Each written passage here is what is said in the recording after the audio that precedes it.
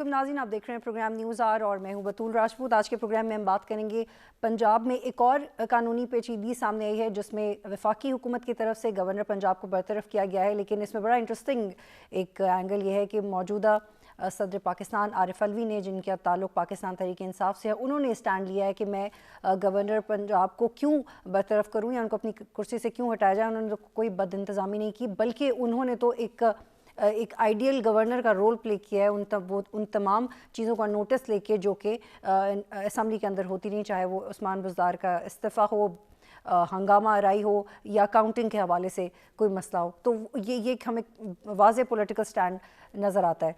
और इस बरतरफी के बाद एक और सवालात उठते हैं कि अब वज़ीर आज़म और सदर के दरमियान भी कानूनी जंग हो सकती है या इख्तियारात की जंग वाज़ेह है। तो इसमें जो अदम एतमाद का मकसद था वो भी आपको पूरा होता हुआ मुश्किल से ही दिखाई देगा, क्योंकि आप फ्रेश इलेक्शन से पहले रिफॉर्म्स पे कैसे बात करेंगे, क्योंकि आपको तो कोर्ट से ही फुर्सत नहीं है। अपोजिशन भी कोर्ट में ही नज़र आती है और गवर्नमेंट का काम इसलिए रुका हुआ है क्योंकि वो कभी उनकी कमेटियों के सरबराहान नहीं है तो कभी उनकी वजारतें पूरी नहीं है। इस हवाले से मुफस्सिल गुफ्तगू करेंगे। मेरे साथ प्रोग्राम में होंगे PTI के रहनुमा फ़ारूक हबीब साहब, मुझे प्रोग्राम में ज्वाइन करेंगे। नदीम अफजल चंद रहनुमा पाकिस्तान पीपल्स पार्टी, और यासीन आज़ाद साहब मुझे ज्वाइन करेंगे, साबिक सदर सुप्रीम कोर्ट बार। उनसे पूछेंगे कि कानूनी मसला है क्या। सदर क्लेम करते हैं कि मेरे पास इख्तियार है, मेरी बात सुननी चाहिए थी, और वज़ीर आज़म का कहना है कि वो उनकी सवाबदीद है कि वो जब चाहें गवर्नर को रिप्लेस कर सकते हैं। जी बहुत शुक्रिया। यासीन आज़ाद साहब, ये थोड़ा समझाइएगा, कोई आर्टिकल 48(2) को क्लेम करता है, कोई आर्टिकल 1013 को क्लेम करता है, इसको सिंप्लीफाई कर दें।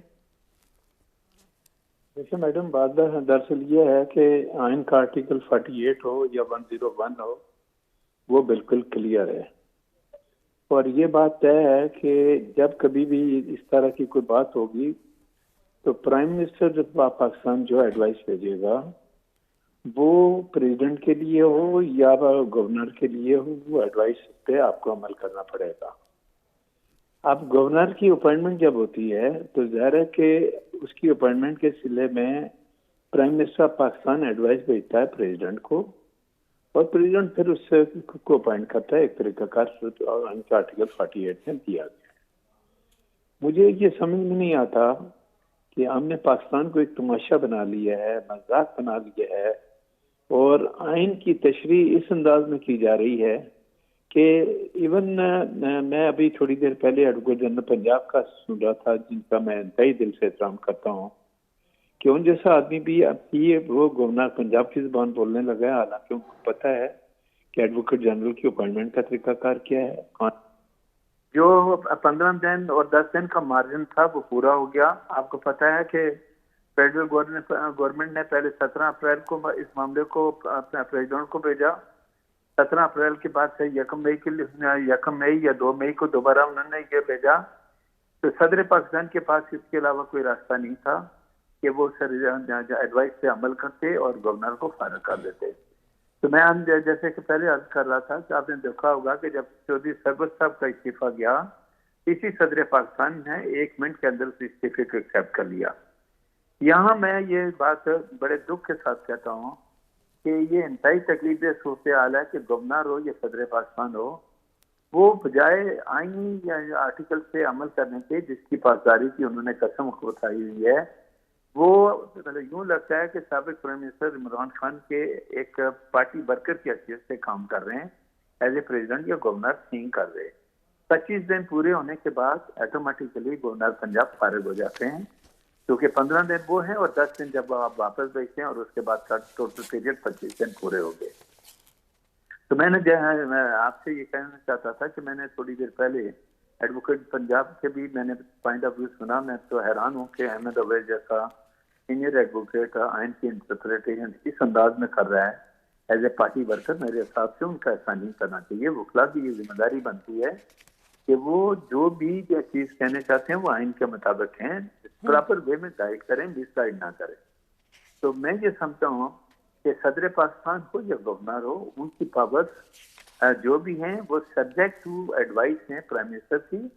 तो जो 101 में स्वाबदीद का बात आया कि प्रेसिडेंट की स्वाबदीद तक पे काम करेगा, वो स्वाबदीद का मतलब जो हो गया प्राइम मिनिस्टर की स्वाबदीद जो एडवाइस भेजता है, आप अपनी मर्जी से हर चीज की तशरीह करते हैं। लेकिन फिर उनकी तरफ से ये थोड़ा समझा दीजिएगा कि आप कह रहे हैं कि जो सवाबदीद है वो भी एडवाइस की बुनियाद पे है, तो वो कैसे कह सकते हैं कि जो सवाबदीद है वो किसी भी मामले में है, क्योंकि वो कह रहे हैं कि इस आर्टिकल के मुताबिक हमारी सवाबदीद किसी भी मामले में है।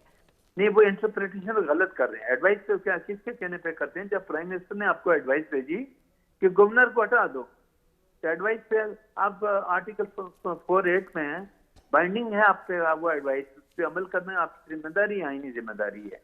लेकिन sir, I am sorry to cut you, मैं आपसे ये जानना चाह रही हूँ कि अब वो अपने डिफेंस में कहते हैं सदर मुमलिकत कि मैं उन पर कोई बदइंतजामी का इल्ज़ाम नहीं है, उन्होंने ना आइन की खिलाफ वर्जी की है, उन्हें नहीं हटाया जा सकता। सदर का फ़र्ज़ है कि आइन के आर्टिकल 41 के मुताबिक पाकिस्तान के इत्तेहाद की नुमाइंदगी करे। तो देखें, आप ये बताएं कि जब ऑनरेबल सुप्रीम हाई कोर्ट ने आपको डायरेक्शन दी कि आप जो है ना चीफ मिनिस्टर पंजाब का ओथ ले लें, आपने तो हाई कोर्ट के ऑर्डर को भी तो मानने से इनकार कर दिया। आपको पता है कि यूसुफ रजा गिलानी साहब को till the rising of court सिर्फ इस बात की सजा दी गई थी कि उन्होंने खत लिखने से इनकार कर दिया था, जिसकी वजह से उनको फारिग कर दिया गया था। तो क्या ये कानून जो है अगर प्राइम मिनिस्टर पे अप्लाई करता है तो गवर्नर पे और प्रेसिडेंट पे अप्लाई नहीं करता? क्या जब कोर्ट ने आपको ये कहा कि आप इलेक्शन करा दें पार्लियामेंट का, पंजाब असेंबली का, तो क्या आपने उस पर अमल किया? क्या पार्लियामेंट से बाद में कोर्ट ने डिप्टी स्पीकर को अथराइज किया, उसके बाद जो कुछ आपने किया क्या आपने सही किया?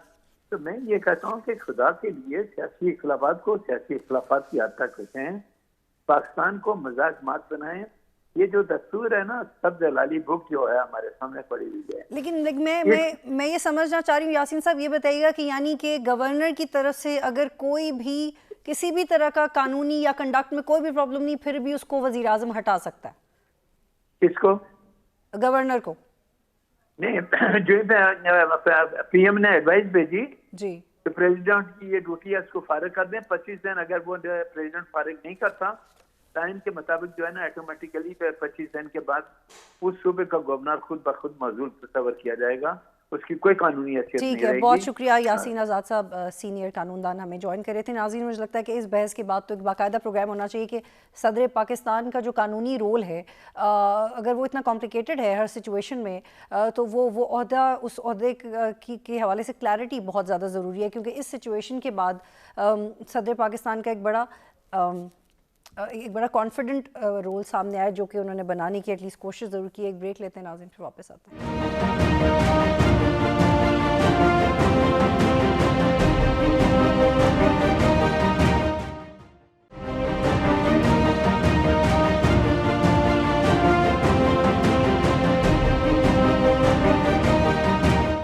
प्रोग्राम में खुश आमदीद नाज़रीन। रहनुमा PTI फ़ारूक हबीब साहब ने मुझे ज्वाइन किया। फ़ारूक हबीब साहब, ये बताइएगा कि पंजाब में जो सूरत हाल है, गवर्नर के इस्तीफ़े को लेके गवर्नर को बरतरफ कर दिया वफाकी गवर्नमेंट ने, और सदर पाकिस्तान की तरफ से एक स्टैंड सामने आया और वो कहते हैं कि वो आइन के साथ खड़े हैं। मेरा आपसे सवाल ये है कि जब से अदम एतमाद हुआ उसके बाद से आइनी पेचीदगियाँ इतनी ज़्यादा हैं, आपको नहीं लगता कि ये अब फ्रेश इलेक्शंस को इफ़ेक्ट करेंगी? बात है, जब मुल्क के अंदर एक ऐसी हुकूमत नाफिज कर दी गई हो इस बैरूनी साजिश के तहत, जो कि अवाम के वोटों के जरिए से ना आई बल्कि एक बैरूनी साजिश के तहत आई हो, और जिस साजिश के हवाले से जो खत को कह रहे थे ये जाली खत है, फेक खत है, मरियम सफदर ने प्रेस कॉन्फ्रेंस भी की, उन्होंने फतेह जंग जलसे में भी कहा कि कोई खत मौजूद नहीं है। कल उनके चचा ने असेंबली के फ्लोर पे खड़े होकर कहा कि उस खत के अंदर जो है वो धमकी मौजूद। अब वो धमकी क्या थी? धमकी यही थी कि इमरान खान के खिलाफ अदम एतमाद की तहरीक कामयाब करें, नाकामी की सूरत में पाकिस्तान को संगीन नताइज का सामना करना पड़ेगा। तो अवाम इस हवाले से बहुत ज्यादा मुस्तरब हैं, लोग बेचैन हैं। यही वजह है कि लोगों ने इस इम्पोर्टेड हुकूमत को मुस्तरद किया। और जो पंजाब के अंदर हुआ, पंजाब में तो सिरे से ही गैर आईनी इक़दाम का सिलसिला जारी।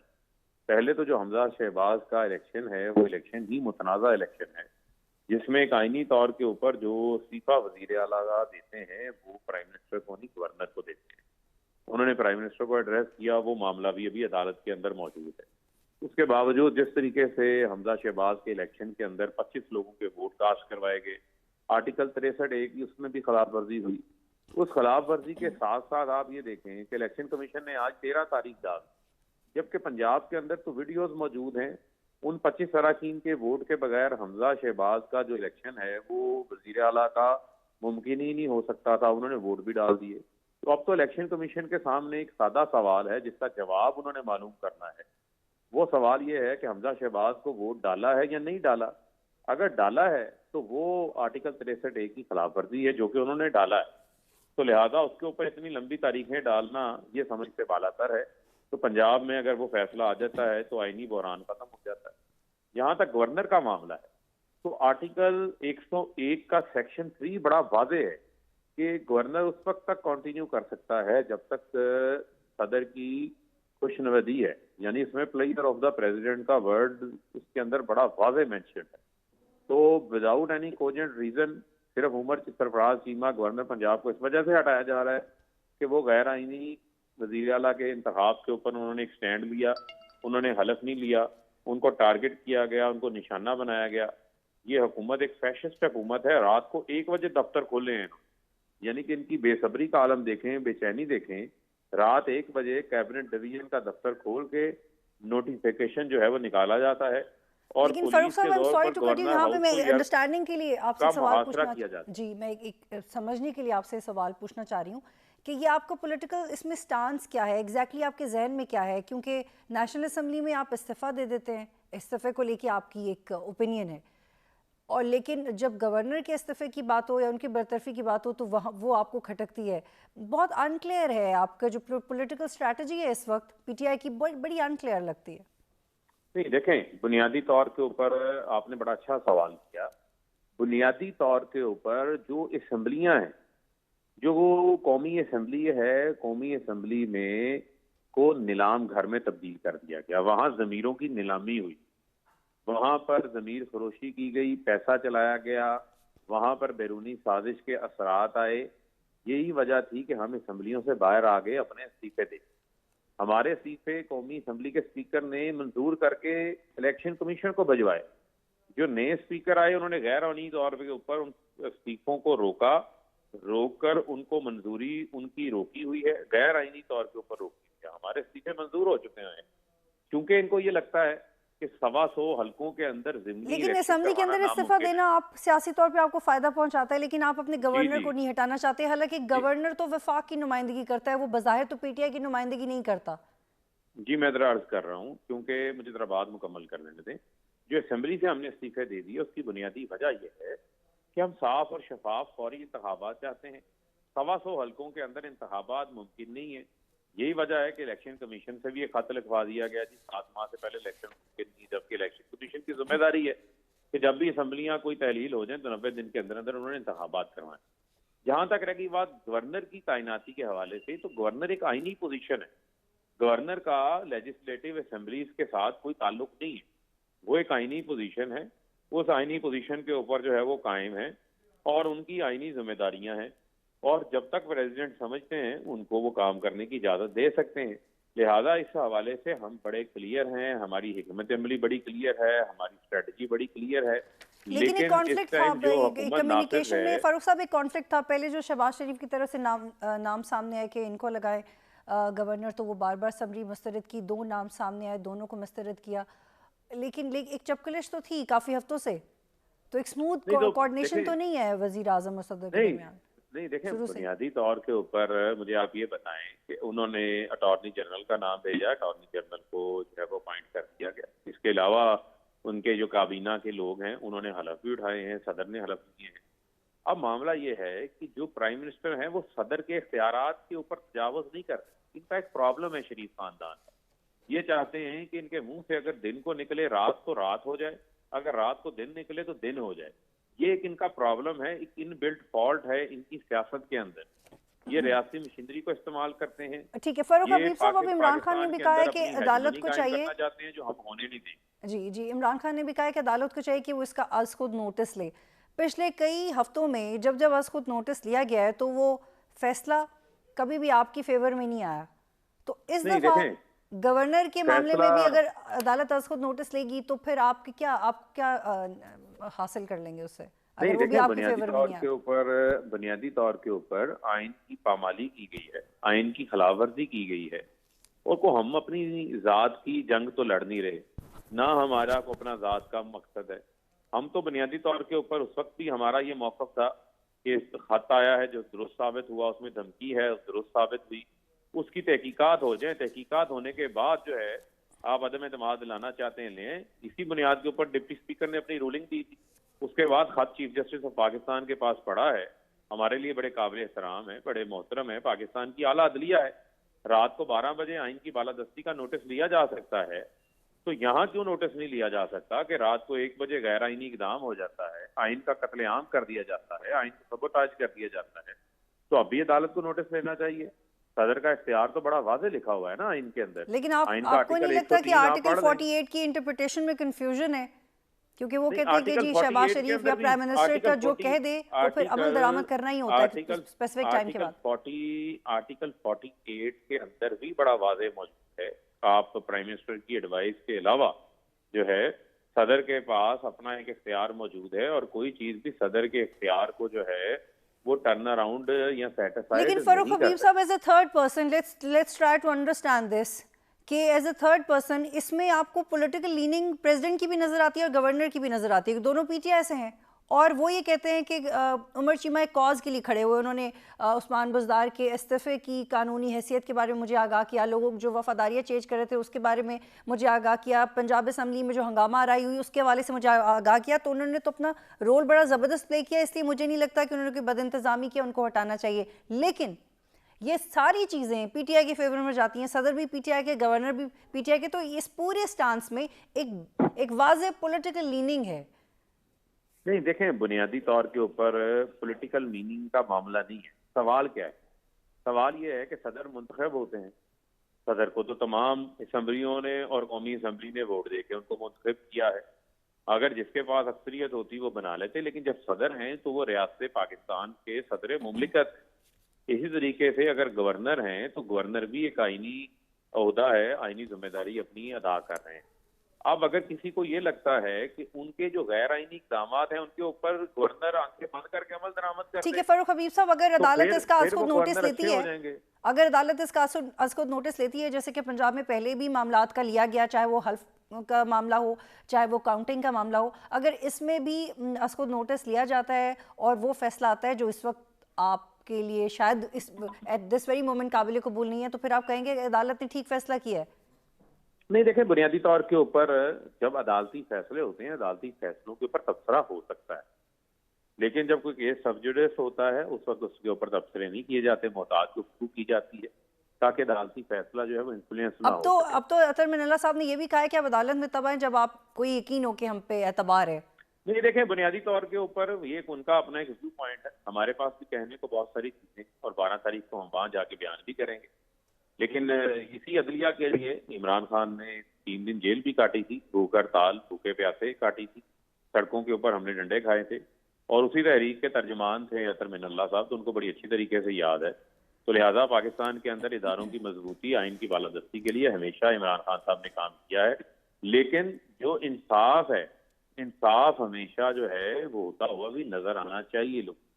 क्या आप समझते हैं कि अभी सदर भी इम्पीचमेंट की तरफ जा सकते हैं? क्योंकि आज आप माइक लेके पाकिस्तान की सड़कों के ऊपर निकल जाए ना, पब्लिक का ओपिनियन भी ले लें, अवाम की अदालत से बड़ी अदालत कौन सी? फारूक साहब, मेरा आपसे आखिरी सवाल है कि अगर सदर मुमलिकत के हवाले से इम्पीचमेंट आए, और क्योंकि अब तो वो एक वाज़ेह स्टैंड ले रहे हैं ना अपनी पार्टी के लिए, अपने कॉज के लिए, इम्पीचमेंट नहीं हो सकती, उनकी 2/3 अक्सरियत इनको चाहिए, वो इनके पास मौजूद नहीं है। दूसरा, बुनियादी तौर के ऊपर वो किसी पार्टी के लिए स्टैंड नहीं दे रहे, वो रियासत पाकिस्तान के सदर मुमलिकत हैं और वो पाकिस्तान के अंदर कानून और आइन की बालादस्ती की बात कर रहे हैं। और मैं समझता हूँ कि डॉक्टर आरिफ अलवी साहब ने अपने 3.5 साल पौने 4 साल इस दौर में बड़ी उन्होंने अपने आप का जो ऑफिस है सदर का, उसकी इज्जत में इजाफा किया है, बड़ा जबरदस्त अपने आप को कंडक्ट किया है, और किसी सूरत भी डॉक्टर आरिफ अलवी साहब जो है वो मुतनाज़ नहीं रहे।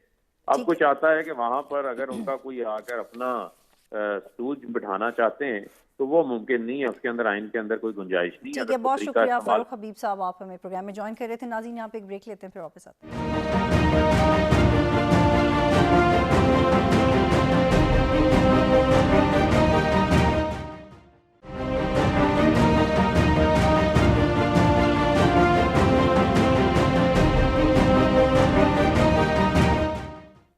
खुशामदीद नाज़रीन। नदीम अफजल ने मुझे ज्वाइन किया, रहनुमा पाकिस्तान पीपल्स पार्टी। चंद साहब बहुत शुक्रिया, आप उन लोगों में से हैं जो किसी भी पार्टी में रहें लेकिन आपसे बात हो सकती है, आप इतना एग्रेसिव स्टांस नहीं रखते किसी भी पार्टी के बारे में। चंद साहब मुझे बताइएगा कि आपको पीटीआई के अंदर के मामलात का भी एक्सपीरियंस है, तो ये जो पंजाब के अंदर चल रहा है ये एटीट्यूड का प्रॉब्लम है या वाकई लीगल मसला लगता है आपको? देखिए जी, मेरे ख्याल में तो अगर पॉजिटिवली देखा जाए तो इस वक्त पीटीआई लीडरशिप का जो एक नेशनल लेवल पे जो स्ट्रांग लीडरशिप चाहिए, उस हवाले से तो खान साहब, मैं समझता हूँ एज ए पॉलिटिकल वर्कर ये बड़ी अच्छी बात है। लेकिन अगर कॉन्स्टिट्यूशन की तरफ देखना हो या पब्लिक के अंदर जो पोलराइजेशन हो रही है, इन चीजों में देखें तो इस वक्त पीटीआई मैं समझता हूँ बिल्कुल गलत कर रही है। और कॉन्स्टिट्यूशन बड़ा वाज़ेह है, हर एक चीज वाज़ेह है। अदम एतमाद भी देखें ना, फिर लोगों को सुप्रीम कोर्ट को और मुख्तदर इदारों को मदाखलत करनी पड़ी, तब जाके 12 बजे स्पीकर ने वोटिंग करवाई। अदरवाइज ये नहीं होना चाहिए था। ये मैं समझता हूँ पार्लियामेंट की तौहीन है, ये आइन की तौहीन है कि किसी और को मदाखलत करनी पड़े। तो इसी तरह स्पीकर गवर्नर साहब का बड़ा अच्छे आदमी है उमर चीमा साहब। मैं थोड़ा सा देखा है पीटीआई में, ज्यादा तो मैं नहीं जानता, लेकिन अच्छे रिप्यूट के बंदे थे और वहां तो बैक बेंचेस ही थे इस वक्त तो, लेकिन अचानक ही फ्रंट पे आ गए। तो मेरे ख्याल में उन्होंने भी बड़ा गलत किया है। इसी तरह स्पीकर ने भी बहुत सारे मामलात, मैं समझता हूँ ये पाकिस्तान की तारीख में कोई पहली दफा तो नहीं हुआ। तो इसमें आपकी स्ट्रेटजी क्या है? क्योंकि जब ये सब तब्दीलियां आ रही थी अदम एतमाद के बाद कि अब कौन गवर्नर होगा या कैबिनेट किस तरह से आप बनाएंगे, तो सदर की इम्पीचमेंट की भी बात होती थी। आपके जहन में आता है, क्योंकि अब तो बड़ा वाज़ेह इख्तियारात की जंग है वज़ीर आज़म और सदर के दरमियान। जहाँ तक इम्पीचमेंट की बात है, अगर तो चार्जशीट फ्रेम करनी हो तो वो तो बड़ी वाज़ेह है प्रेसिडेंट के खिलाफ। वो काजी फैजी साहब वाला रेफरेंस देख लें, या अभी जो कॉन्स्टिट्यूशन के ऊपर जो प्रेसिडेंट साहब का जो रोल रहा है अदम एतमाद के ऊपर या अदम एतमाद के बाद, या इस वक्त गवर्नर के ऊपर जो रोल रहा है। लेकिन असल चीज़ है अददी अक्सरियत। उसके लिए एक 2/3 मेजॉरिटी चाहिए सेनेट में और कौमी असम्बली में। वो होगी तो फिर ही इम्पीचमेंट होगी। उसके बगैर तो चार्जशीट फ्रेम हो भी जाए तो, लेकिन फिर भी उसके लिए मतलूबा मेंबर चाहिए, और वो मेंबर मेरे ख्याल है इस वक्त तो अभी तक तो पूरे नहीं है। लेकिन नदीम अफजल चंद साहब, आपके तो तवज्जो बहुत डाइवर्ट हो रही है। आप लोग ये कहते हैं कि पहले रिफॉर्म्स करवाएंगे फिर इलेक्शंस करेंगे, लेकिन हर एक हफ्ते के बाद तो आपको किसी कानूनी पेचीदगी के तहत अदालतों में जाना पड़ता है। तो आपने जो ये बड़ा अमेजिंग प्लेटफॉर्म बनाया था पीडीएम, और आपको लगता था कि मुल्क अब तरक्की करेगा, मेरे ख्याल काम में कैसे करेंगे अब आगे? देखें जी, पॉलिटिकल फोर्सेस नुकसान हो रहा है। पीटीआई का भी उतना ही नुकसान हो रहा है जितना मुस्लिम लीग नवाज का या पीपल्स पार्टी का या दूसरे पॉलिटिकल पार्टीज का हो रहा है। जब सियासत के अंदर गदलापन आएगा तो वो सबका नुकसान होगा और अल्टीमेटली फायदे में कोई और रहेगा, और मुल्क का बड़ा नुकसान हो रहा है। देखिए इस वक्त मुल्क के इश्यूज क्या है? मुल्क के इश्यूज है महंगाई, बलोचिस्तान में इंसर्जेंसी इशू है, लोकल बॉडीज का एक इलेक्शन करवाना इशू है, इलेक्टोरल रिफॉर्म्स इशू है, इकोनॉमिक इश्यूज हैं, इतने सीरियस इश्यूज हैं, और उसके अंदर हमने कौम को आपस में लड़ा दिया है। लेकिन चंद साहब, फिर आपके पास भी तो, हालांकि आपने बहुत कम ही अरसा हुआ है वापस ज्वाइन किया, लेकिन अब आप इनकी रिप्रेजेंटेशन तो करते हैं। अब 1 महीना हो गया है इस हुकूमत को आए हुए, लेकिन काम तो नहीं हो पा रहा आप लोगों से भी।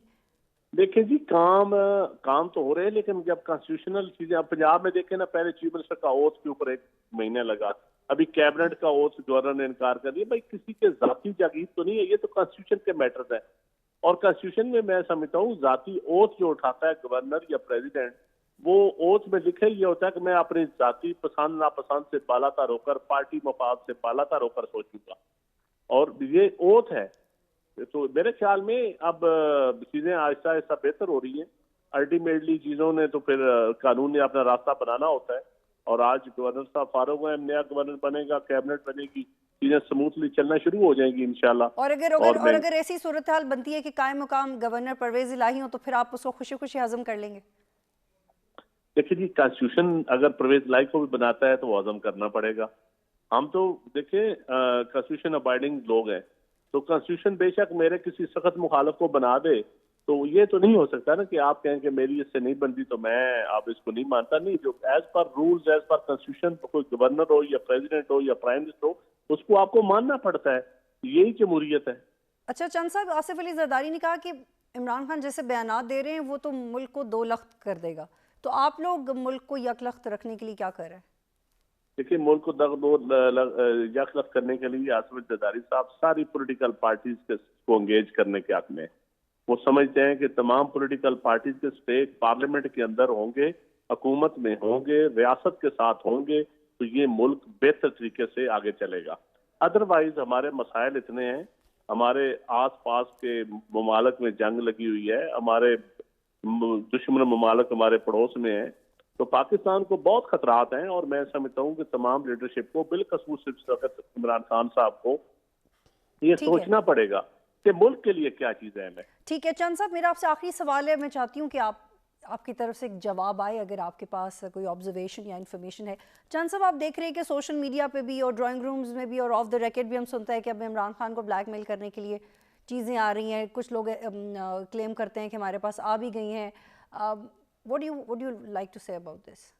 देखिए जी, मैं तो इन चीज़ों पे बिलीव नहीं करता जमहूरियत में, और जो हर किसी ने अपना हिसाब देना होता है, तो मैं तो ऐसी सियासत का हिस्सा नहीं बनता, ना मैं इस चीज़ को अप्रिशिएट करता। लेकिन ये जो कल्चर है, ये इसको आप कंडेम करेंगे? देखिए जी, कल्चर कोई जो गंदी चीज़ है वो गंदी चीज़ है। इस वक्त सोसाइटी में बेशक जितनी मर्जी पोलराइजेशन हो, जितनी मर्जी नफरत की जंग हो, लड़ाई हो, लेकिन मैं समझता हूँ एक लिमिट के अंदर रह के सियासत करनी चाहिए। लेकिन आपको लगता है कि उस लिमिट का ख्याल रखा जाएगा आने वाले दिनों में?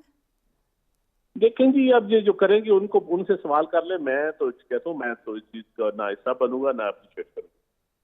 ठीक है, लेकिन चूंकि आप पार्टी में रहे हैं तो देखिए, पीपल्स पार्टी तो ये सियासत करती ही नहीं है ना। पीपल्स पार्टी तो कभी भी ऐसी सियासत नहीं करती। पीपल्स पार्टी इन चीजों की विक्टिम रही है। शहीद मोहतरम बेनजीर भुट्टो के साथ ये हुआ है, बेगम नसरत भुट्टो के साथ ये हुआ है, लेकिन पीपल्स पार्टी ने तो आज तक किसी के साथ ये नहीं किया, ना आइंदा करेगी।